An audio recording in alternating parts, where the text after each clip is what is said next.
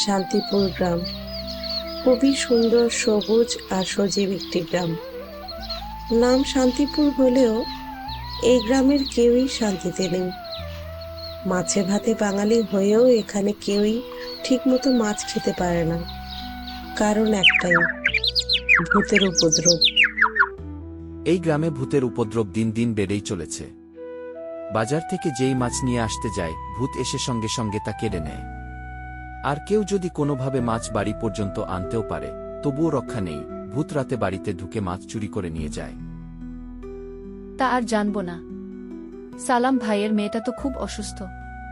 সে মাছ খেতে চেয়েছিল, কিন্তু মাছটা বাড়িতে আনার পরেই ভূত এসে হাজির হয়। ভূতটাকে দেখে সালাম ভাইয়ের মেয়ে ভয় পেয়ে অজ্ঞান হয়ে যায়। তাই নাকি? হ্যাঁ, এখন তো মেয়েটা অনেক অসুস্থও। সত্যি খুব ভয়ানক। আব্বু, ভাইয়াও মাছ খেতে চেয়েছে আর ওর জুতাটাও নষ্ট হয়ে গেছে। তুমি একটা বড় মাছ আর ওর জন্য নতুন জুতা কিনে আনো। আমি বাজারে যাই, মাছ নিয়ে আসি। আব্বু, আমিও যাব।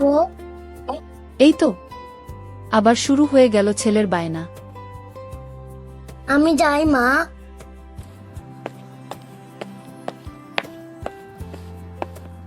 আম্মু, আজ আব্বু অনেক বড় মাছ আনবে। আমি সালাম কাকার বাড়িতে গিয়ে সারাকে নিয়ে আসি।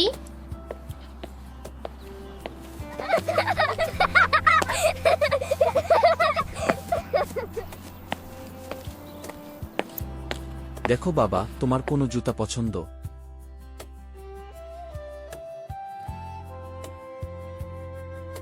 দোকানের ভিতর আরো জুতা আছে, দেখো।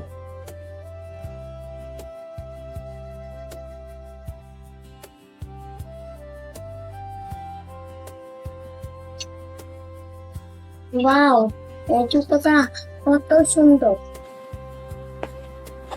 অনেক ধন্যবাদ কাকা।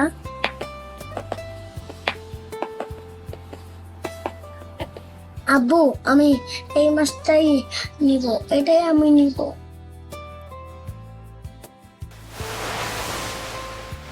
ওরা একটি বড় মাছ কিনেছে, কিন্তু মাছটি নিয়ে বাড়ি ফেরার পথে একটি ভূত একটি গাছের উপর বসেছিল। তখনই আহ, তাজা মাছের গন্ধ পাচ্ছি। অনেকদিন বড় মাছ খাইনি। সবাই শুধু ছোট মাছ আনে, আজ অনেক বড় মাছ খাওয়া যাবে। Yepapa, yepapa, yepapa, tomato kachka, yeah yeah, tomato kachka, yeah yeah, boom boom chakta, tomato dance all day, tomato kachka, yeah yeah, tomato kachka, yeah yeah, boom boom chakta, yeah yeah, tomato dance all day, tomato kachka, yeah yeah, tomato kachka, yeah yeah. Chakta, yeah, yeah, tomato dance all day. Tomato kachka, yeah, yeah, tomato kachka, yeah, yeah. Boom, boom, chakta, tomato dance all day. Hey, tomato kachka, yeah, yeah, tomato kachka, yeah, yeah. Boom, boom, chakta, yeah, yeah, tomato dance all day. Tomato kachka, yeah, yeah, tomato kachka, yeah, yeah. Boom, boom, chakta, yeah, yeah, tomato dance all day.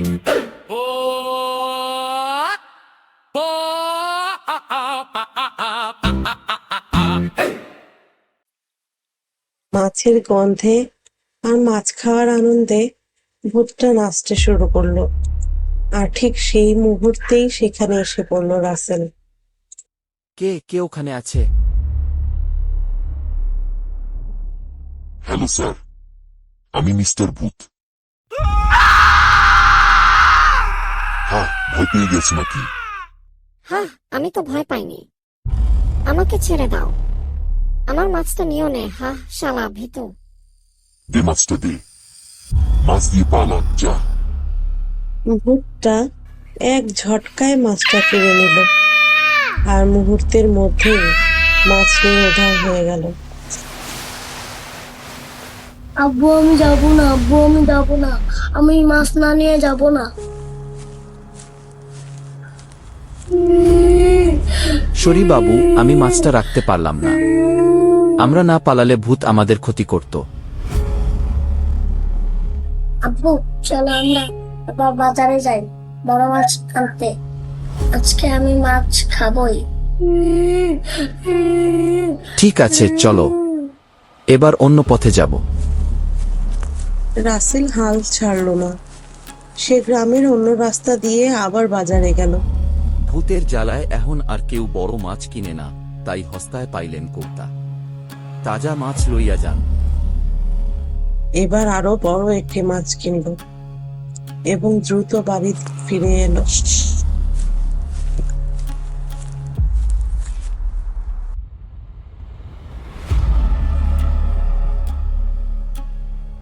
Roni, তোমার বন্ধু আসে নাই? এই তো আমি।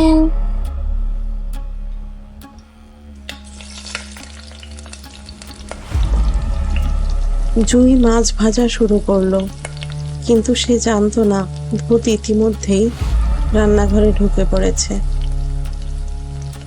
আম্মু, আমার অঙ্ক বইটা পাচ্ছি না, একটু খুঁজে দাও না। আমি আর জিহাদ মিলে অঙ্ক করবো।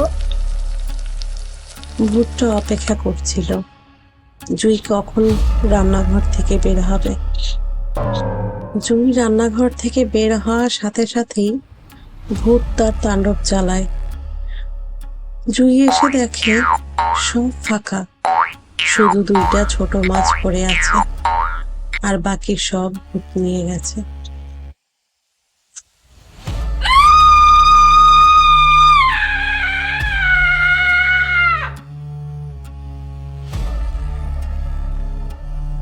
দেখো, আমাদের সব মাছ ওই চোর ভূত নিয়ে গেছে। আর কত সইব আমরা? তুমি কিছু একটা করো। কতদিন পর বাড়িতে মাছ এসেছিল, সেটাও নিয়ে গেল। আমাদের বাচ্চারা কি আর কখনো মাছ খেতে পারবে না? না, আমি আজই একটা ব্যবস্থা করব। আমি বাজারে যাচ্ছি, সবার সাথে কথা বলতে হবে। এই ভূতকে গ্রামছাড়া করতেই হবে, না হলে আমরা কেউই আর মাছ খেতে পারব না। আচ্ছা, ঠিক আছে, যাও। আলী চাচা, এই ভূতের বিরুদ্ধে কিছু একটা করতেই হবে। আমি আর পারছি না। আজ আমার কাছ থেকে মাছ কেড়ে নিয়েছে, আবার বাড়িতেও ঢুকে সব মাছ নিয়ে গেছে। এভাবে আর কতদিন চলবে? তোমার একার এই সমস্যা না রে, গ্রামের সব মানুষই এই ভূতের জ্বালায় অতিষ্ঠ। তোমরা জুয়ান পোলাপান মিলে একটা ব্যবস্থা করো, আমি আছি তোমাগো লগে। আমার একটা প্ল্যান আছে। রাসেলের সাহায্য লাগবে। এইবার ভূতের মাছ খাওয়া জন্মের মতো ঘুচায়া দিমু। আমরা একটা লোহার মাছ বানামু কামার দিয়া, আর ওইটার ভিতরে খেলনার মোটর লাগামু, যেন মাছটা নড়াচড়া করে। তারপর ওই মাছটা আমার রান্নাঘরেই রাখমু। দারুণ হইব।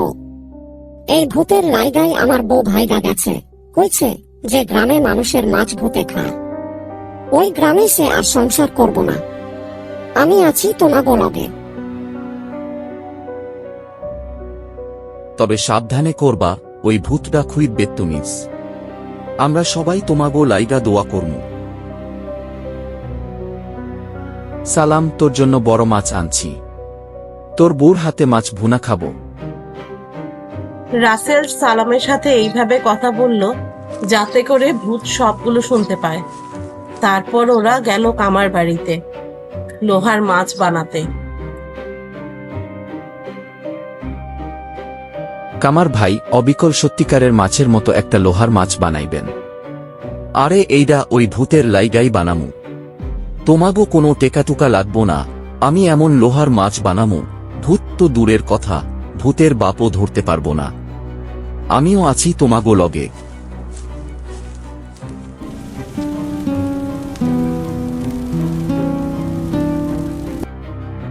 এই নাও সালেহা, মাছটা এমনভাবে রাখ যেন মনে হয় একটু পরেই রানবা।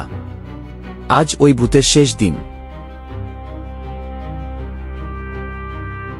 তুমি চিন্তা কইরো না, আমি সব ব্যবস্থা কইরা ফেলতাছি। তুমি আগে খাইয়া একটু বিশ্রাম নাও। লোহার মাছটি দেখতে অবিকল জীবন্ত মাছের মতোই ছিল। ভেতরে মোটর লাগানোর কারণে তা হালকা নড়াচড়া করছিল। সালেহা সেটিকে এমনভাবে রেখে দিল যেন তা সহজেই ভূতের নজরে পড়ে। এরপর সে সেখান থেকে চলে গেল।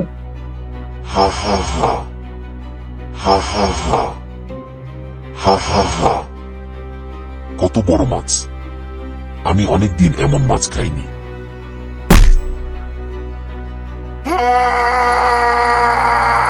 ভূতটি যেই না লোহার মাছটিতে কামড় বসালো, অমনি তার সব দাঁত ভেঙে মাটিতে পড়ে গেল। যন্ত্রণায় ভূতটি চিৎকার করতে লাগলো। কাঁদতে কাঁদতে ভূতটি দৌড়ে পালাতে লাগলো। আর সে কোনোদিন মাছ খেতে পারবে না। গ্রামের সবাই রাসেল আর সালামকে অভিনন্দন জানাতে লাগলো। আনন্দে পুরো গ্রাম উৎসবে মেতে উঠল।